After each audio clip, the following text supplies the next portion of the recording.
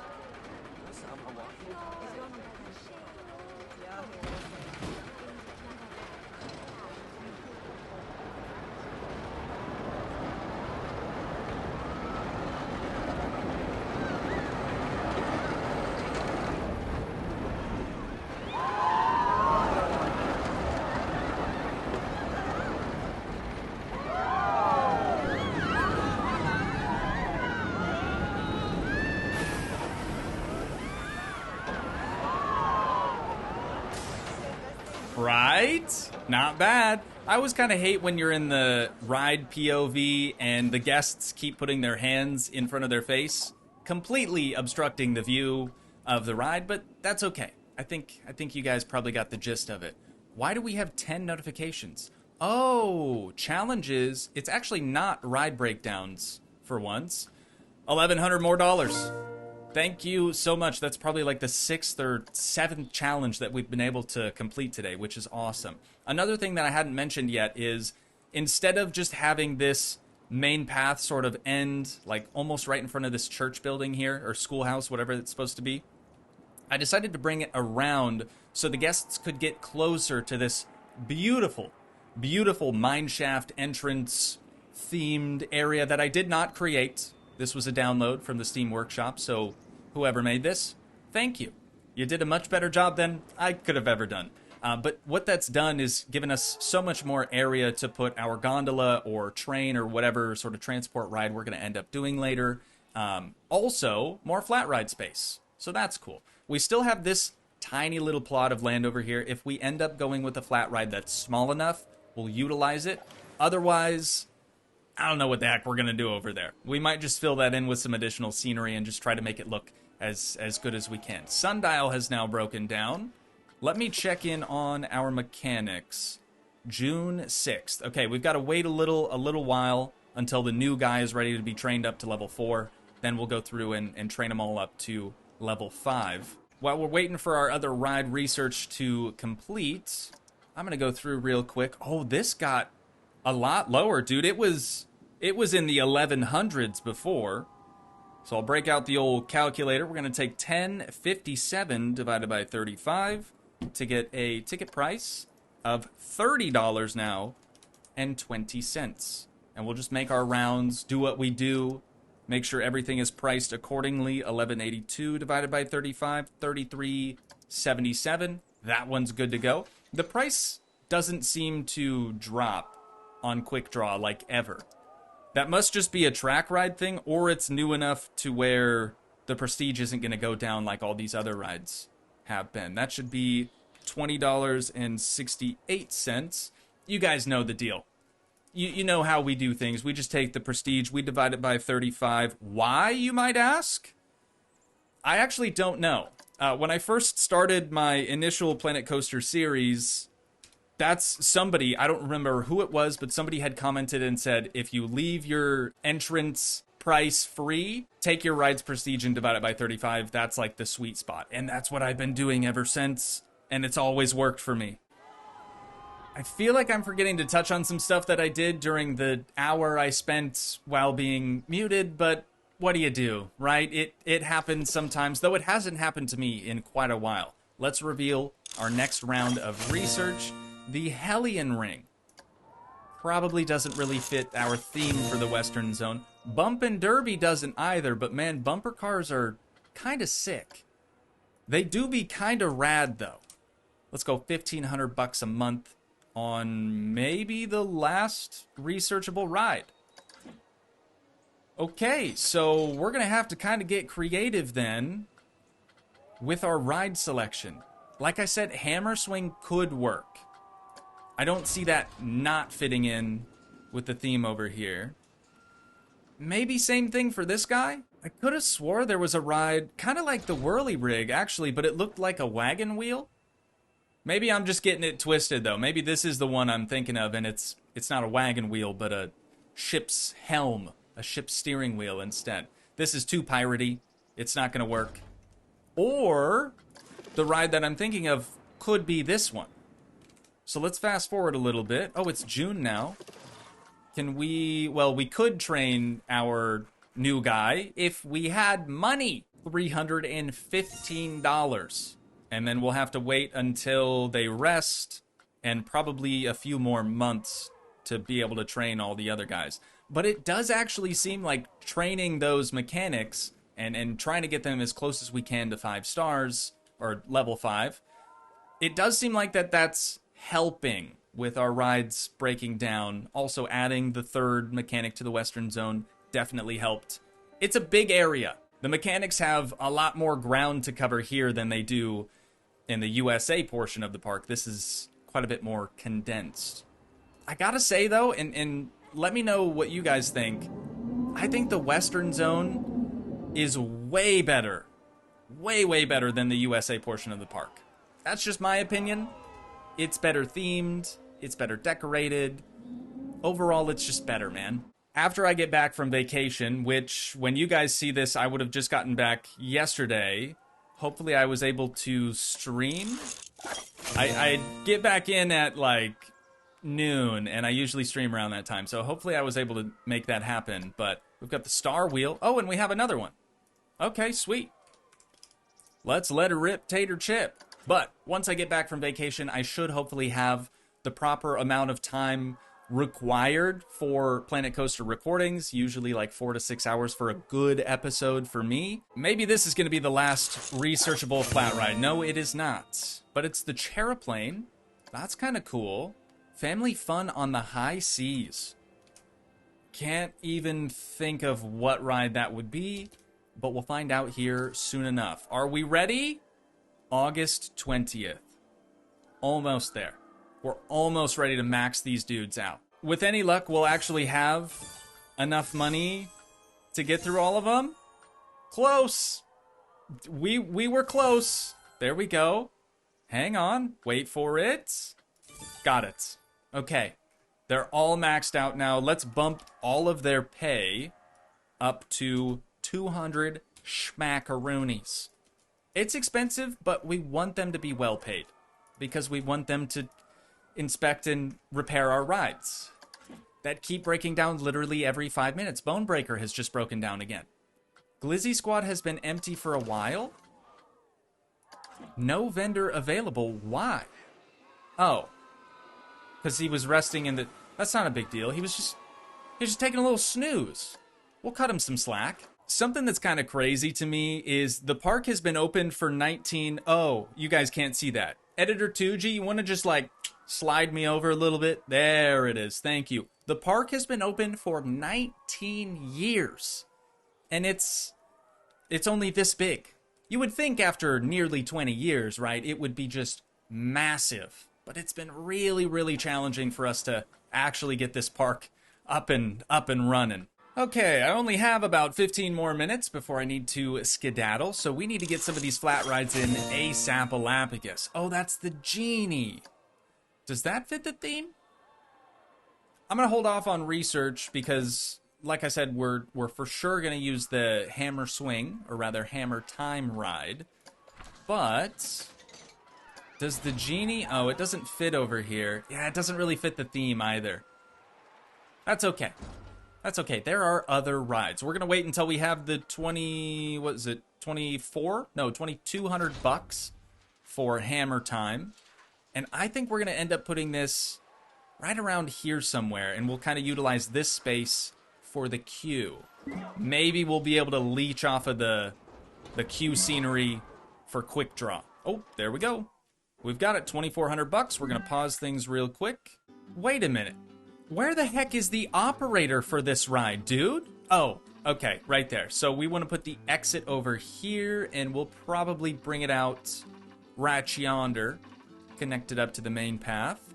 The entrance, though, I'm just gonna put right smack dab in the center.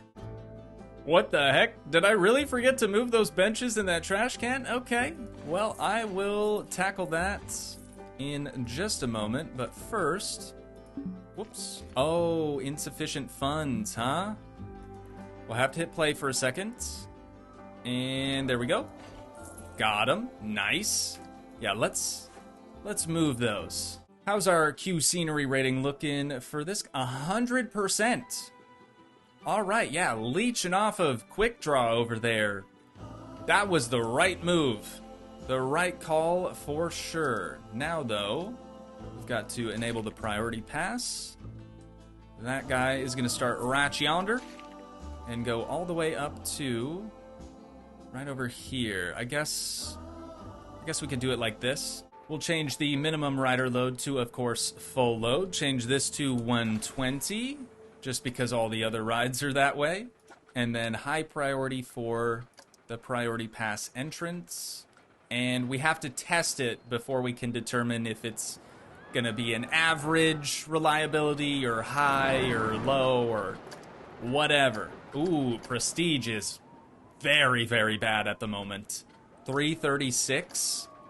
Okay, so we have swing high or swing low. Let's do a couple of swing lows in there, and we'll test her out. We'll see if that's going to improve the prestige. We might just have to make the ride duration a lot longer by adding in maybe 2 more sequences in there.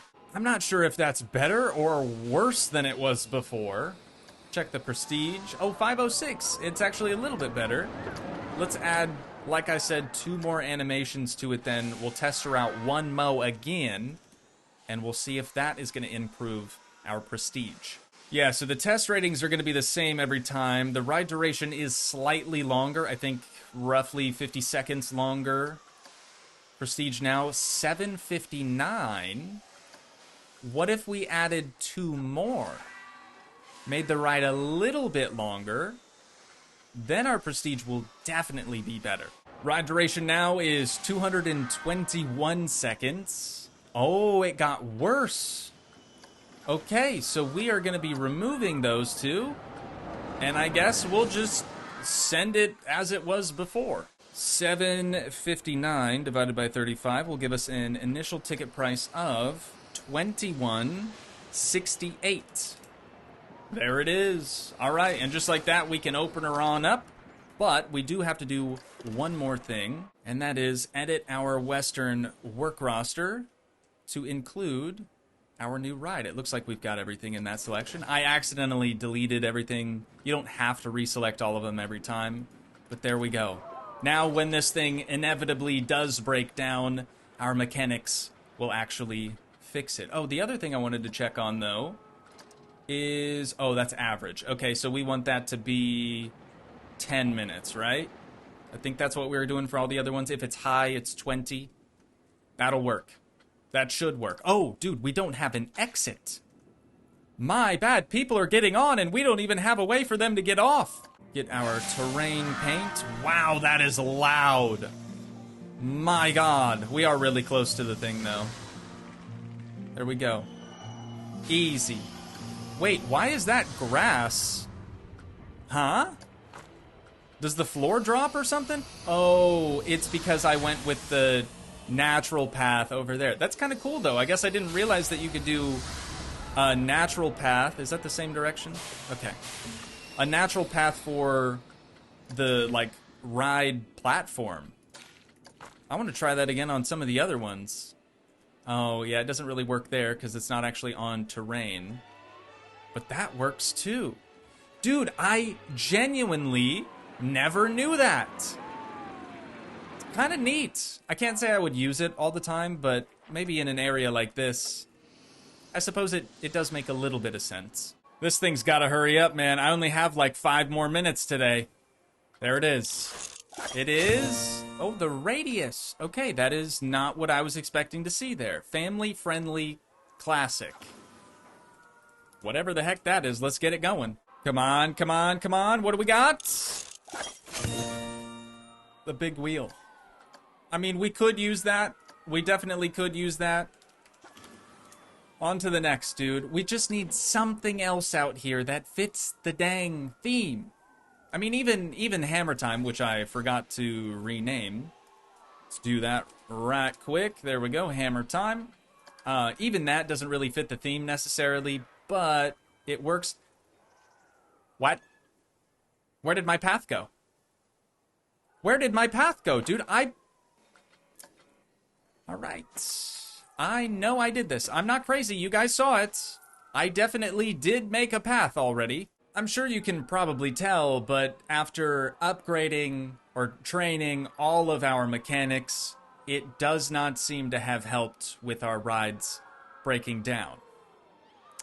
So I don't really know what else we could do there, I guess, apart from hiring more mechanics, but none of them are overworked. Oh, this thing's almost ready. Hang on just a sec. There it is. What do we got? Not what I was hoping for, and that is the last ride that we can research. But let me check with our staff. Okay, their workload is normal. Some of them are low, so I don't think we can really justify getting more mechanics. It'll be fine. It'll be fine. Let's try to figure out what other ride we could add out here. Does this fit the theme? Actually, it kind of does. Look at the little like mural thing on the on the top and on the bottom. That's some red looking rock right there, or like a red desert looking thing. So this one could work. I'm gonna put this probably as far back as we can possibly get it. Right about there. And then we've got all this extra space for the queue. Exit path is almost done. There we go. And now, let me go back to paths. Gotta change this back to the wood. Okay, now for the queue. It's gonna be 10 feet wide. We can work with that. That'll do. We're gonna bring it right yonder. And actually, let's go straight back with it. I could probably move that little tree stump a little bit. Shouldn't be a big deal. Wait, why do I hear music? Oh, there's a speaker over here. Dude, I didn't even realize that. That's actually kind of sick. Kind of nice. Rotate this around just a little bit. And there we go. The deed is done. How is our queue scenery rating for this? 71%. It could be better if we, had enough time to actually add some more plants and things around here. But for right now, I think that's just going to have to work. What about, we've already got all this done. High priority, perfect. What about sequences? We have spin, spin high, lots of spin highs. And then spin reverse. Let's redo this whole thing. She's coming down. How'd we do? Wait for it. Not great. 513 is the prestige. There's probably some stuff that we could do to make this better, but I'm pretty sure it's supposed to be for like kids and stuff, right? So it's supposed to be a little bit more gentle. But with a prestige of only 513 divided by 35 only gives us a ticket price of $14.65. And that's just kind of gonna be the way it is. Oh, I also have to change these signs too. Make sure it includes both Hammer Time and the new ride. We've got the main entrance sign adjusted as well, so the last thing that we need to do here is just make sure that this new ride is included in the Western work roster. And there we go. Now, unfortunately, I have to catch a flight, and I'm actually running a bit behind. So, once again, if you guys did enjoy, please leave a like, leave a comment, help support the dream by smashing that subscribe button, and I will see you in the next one. Thanks so much for watching, guys. Peace.